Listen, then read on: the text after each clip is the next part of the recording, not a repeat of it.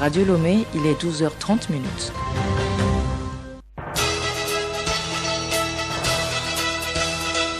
Le journal Juliette Camdet. Dimanche 8 novembre 2020, bienvenue à tous dans ce journal. Au sommaire, valorisation du leadership au féminin, l'association Cœur Solidaire en a consacré un forum hier à Lomé. L'initiative vise à sensibiliser les filles sur la nécessité de se montrer capables d'inspirer confiance, de guider les autres et de les influencer pour atteindre des objectifs. La pandémie de Covid-19 a sérieusement impacté tous les secteurs d'activité. L'ONG Aide et Action, qui œuvre donc dans le domaine de l'éducation, a su s'organiser pour conduire ses projets au Togo. Le directeur régional Afrique, Kofi Adimon, nous en parle dans le journal. Consultation politique en République démocratique du Congo, le président Félix Tshisekedi a reçu hier plusieurs personnalités. Il s'agit pour le président de trouver le moyen de se défaire de l'influence de son prédécesseur, Joseph Kabila.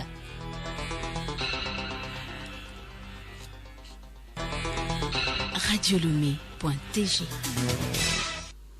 Situation du Covid-19 au Togo, chiffres mis à jour hier 7 novembre. Ces chiffres font état de 699 cas actifs, cas guéris 1727, 57 décès, cas confirmés 2483.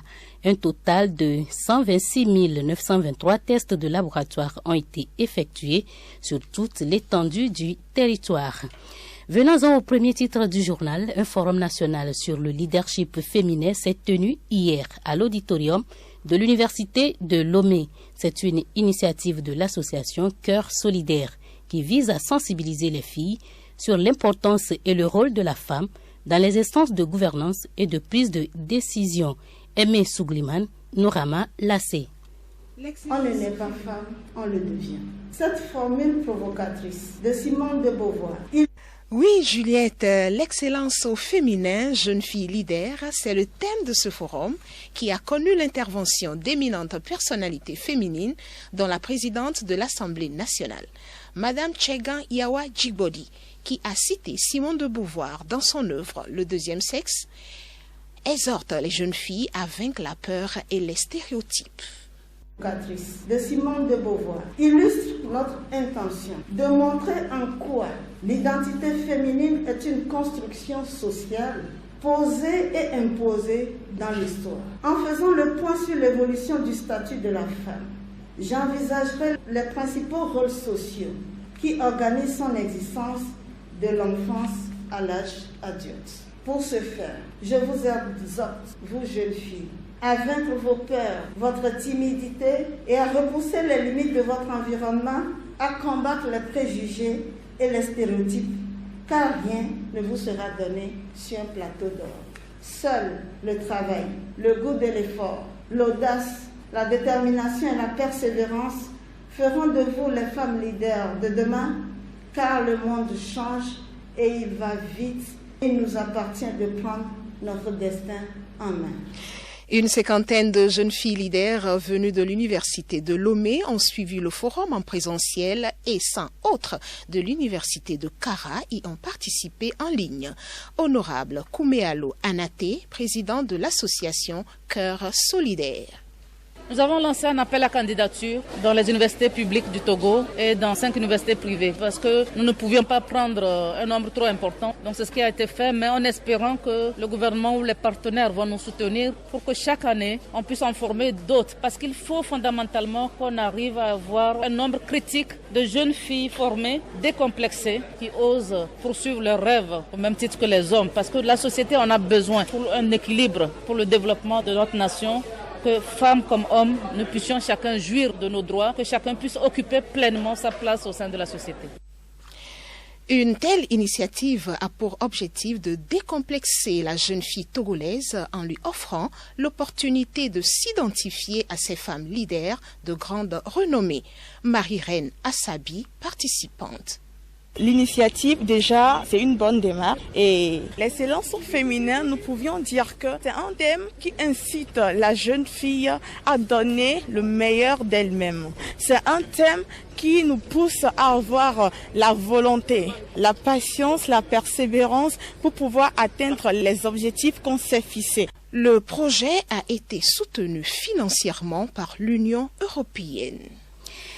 Norama Lassé, le monde de la littérature a célébré hier la 28e édition de la Journée internationale de l'écrivain africain. Cette journée contribue non seulement à rendre hommage à tous les illustres hommes et femmes de lettres du continent, mais aussi à mettre en lumière toutes les difficultés auxquelles butent les écrivaines et écrivains africains. Difficulté d'accès aux maisons d'édition, difficulté de vendre le produit de leur production intellectuelle, difficulté de se frayer une place au soleil dans ce concert de la littérature africaine moderne. Pour Armand Essa, communicateur et écrivain, la problématique de l'écrivain africain ne doit pas être une question d'une journée, mais une quête de tous les jours. Je veux dire que l'unique journée des écrivains voudrait tout simplement consacrer un temps de réflexion pour les écrivains, de se retrouver, donc de réfléchir sur des thématiques, je voudrais dire réflexives, réflexives pour l'avancée non seulement donc de la littérature dans sa globalité, mais également faire donc de cette matière une passerelle de paix, une passerelle pour parler plus de l'humanité, pour parler plus de convivialité entre les écrivains et pourquoi pas essayer d'inspirer aux autres qui voudraient vraiment emboîter les pas des grands écrivains comme les Victor Hugo. Donc c'est une journée aussi qui va permettre donc aux écrivains de se prononcer sur les écrivains classiques et puis faire un peu la disparité entre donc les écrivains modernes, contemporains comme nous. La journée du 7 novembre est consacrée à l'écrivain africain depuis 1992 à l'initiative de l'Association panafricaine des écrivains. La célébration de la journée internationale de l'écrivain africain peut être un canal pour motiver la jeune génération. Nous retrouvons Armand Essa. Je m'adresse plus aux jeunes et qui pensent que la vie est facile, donc à la quête du gain facile, des conséquences qui en découlent à cette quête du gain facile. Voilà, tout ça là, j'ai compilé donc toutes ces expériences, même si je ne les ai pas vécues. Donc de l'expérience des autres on apprend. Et donc j'invite à tous les jeunes donc à le lire et à comprendre peut-être que ça serait une passerelle de sortie pour chacun. Le ministre de l'Enseignement supérieur et de la Recherche, professeur Majesté Iou Wateba, a rencontré le corps enseignant, le personnel administratif et les élèves professeurs et visité les locaux de l'École normale supérieure d'Atakpamé vendredi dernier. De l'agence togolaise de presse Atakpamé, Victoire Pacha. Cette rencontre d'échange se situe dans le cadre de sa tournée de prise de contact avec les départements et les directions relevant de son ministère.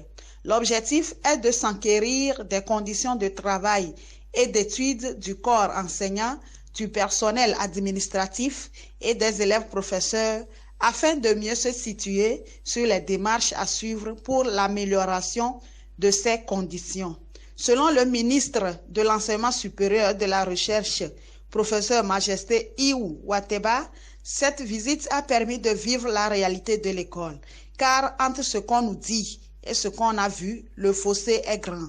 Il a exhorté ses administrés à ne pas baisser la garde, car c'est pour le bien du pays, tout en promettant que les doléances à tous les niveaux, que ce soit pour le corps enseignant, le personnel administratif et les élèves professeurs, seront portées à qui de droit pour étudier leurs modalités de faisabilité en vue de les satisfaire. Victoire Pacha, à Top Atakpamé pour Radio Lomé.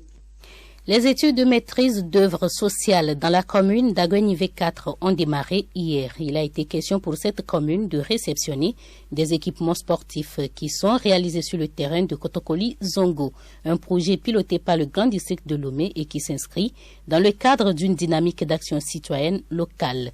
Pour le maire de la dite commune, Abdoulaye Adamou, ce nouveau joyau permettra à la jeunesse de s'épanouir sur le plan sportif. la commune va dégénérer plus de recettes. Ça permettra au moins sur le plan national et international qu'on puisse connaître vraiment qu'il y a la commune d'Agoé V4.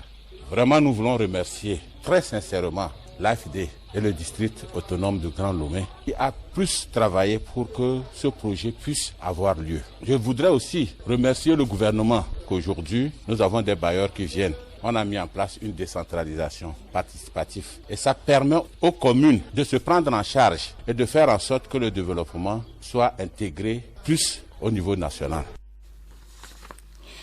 L'ONG Aider Action œuvre depuis des années pour un changement du monde à travers l'éducation. Le Bureau Afrique a tenu les 28 et 29 août dernier son conseil d'administration et son assemblée générale ordinaire. Il a été question au cours de ces rencontres de prendre des décisions pour l'avenir de l'ONG et de dresser le bilan des activités. Nous allons revenir donc sur le bilan du Togo et ce sera dans nos prochaines éditions. Le journal Juliette Kamdé. Au Niger, 41 dossiers de candidature pour l'élection présidentielle de décembre prochain ont été déposés au ministère de l'Intérieur. C'est la première fois qu'il y a un si grand nombre de candidats potentiels pour le scrutin du 27 décembre prochain. Le président Issifou, en fin de mandat, espère réaliser la première alternance au Niger, un civil qui passe le flambeau à un autre. Éthiopie, les combats se poursuivent dans le Tigré où l'armée fédérale éthiopienne a lancé mercredi une offensive pour reprendre le contrôle de la province qui cherche à faire sécession. Une partie de l'armée a fait défection et a rejoint les forces tigréennes qui auraient mis la main sur un arsenal important d'artillerie lourde. Vendredi, un nouveau cap a été franchi avec des frappes aériennes menées par les forces gouvernementales. Un acte fasciste assure les autorités tigréennes. Le Tigré se tient prêt à abattre n'importe quel avion ou hélicoptère, a assuré hier le parti tigréen TPLF. Le parti indique aussi au passage que les frappes aériennes n'ont fait aucune victime, ce que contredit la version de certaines sources diplomatiques. Pour les forces gouvernementales, le Tigré sera un cimetière et non une destination, peut-on encore lire dans un texte violent où le Premier ministre Abiy Ahmed, ancien prix Nobel de la paix, est notamment comparé à Mussolini et à un ancien leader éthiopien, Mengistu, tous les deux ayant pour point commun d'avoir bombardé le Tigré par le passé. Dernière ligne droite des consultations politiques du président Félix Tshisekedi en République démocratique du Congo. Plusieurs personnalités politiques ont été reçues hier par le président. Des personnalités sur lesquelles il devrait pouvoir compter pour se défaire de l'emprise de son prédécesseur, Joseph Kabila. C'est un dossier d'Edouard Sonon. Moïse Katumbi et ses 68 députés pourraient peser lourd s'ils rejoignent l'union sacrée souhaitée par le président Félix Tshisekedi pour se défaire de la coalition FCC de Joseph Kabila. Autre délégation à être reçue par le président, celle de Gabriel Kouyoungou, président de l'UNAFEC et ancien compagnon de lutte de Étienne Tshisekedi, père de l'actuel président. Il dit être allé apporter son soutien au chef de l'État. Autre invité, et c'est un allié de poids pour le président Tshisekedi, l'ancien ministre de l'économie, Bahati Lukwebo.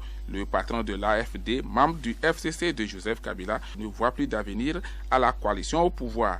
Nous ne pouvons que nous inscrire dans la logique de l'union sacrée pour que cette fois-ci, nous pouvions briser ce paradoxe d'un État doté de tout, mais le peuple est parmi les plus pauvres au monde, a déclaré Bahati Lukwebo. Né Mwanda Nsemi, le leader des Bundu Dia Congo, a également été reçu. Il avait été allié de Joseph Kabila, mais avait été persécuté durant les dernières années de son régime. Il s'est prononcé en faveur de l'union sacrée.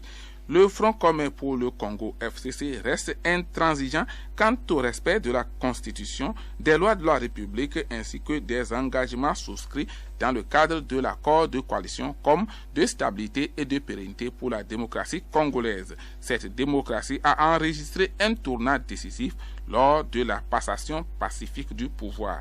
Le FCC cherche une voie finale lors d'une retraite politique pour prendre des décisions pour contre-attaquer l'issue des consultations du président Tshisekedi. 46e président élu des États-Unis, Joe Biden prendra ses fonctions le 20 janvier prochain. De nombreux dossiers l'attendent sur la scène internationale. America is back.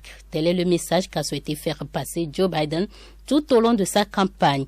Les Américains, les ambitions internationales des États-Unis du président élu donc peuvent se résumer en une formule qu'il affectionne. Nous devons prouver au monde que les États-Unis sont prêts à diriger le monde à nouveau, non seulement avec l'exemple de notre puissance, mais aussi la puissance de notre exemple. L'ancien vice-président de Barack Obama n'a jamais caché ses intentions en matière de politique internationale et les priorités ont déjà été clairement affichées. Réintégrer l'accord de Paris sur le climat, reprendre part à l'accord de Vienne sur le nucléaire iranien, même si cela implique une renégociation des accords signés en 2015, restaurer les alliances malmenées.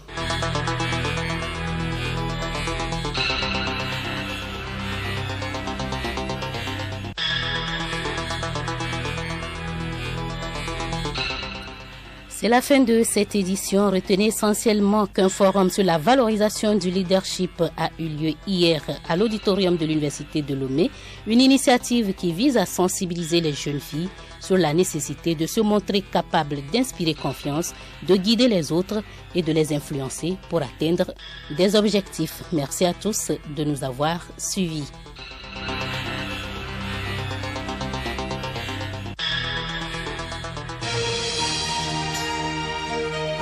Radio Lomé, boîte postale 434, email radiolomé@radiolomé.tg.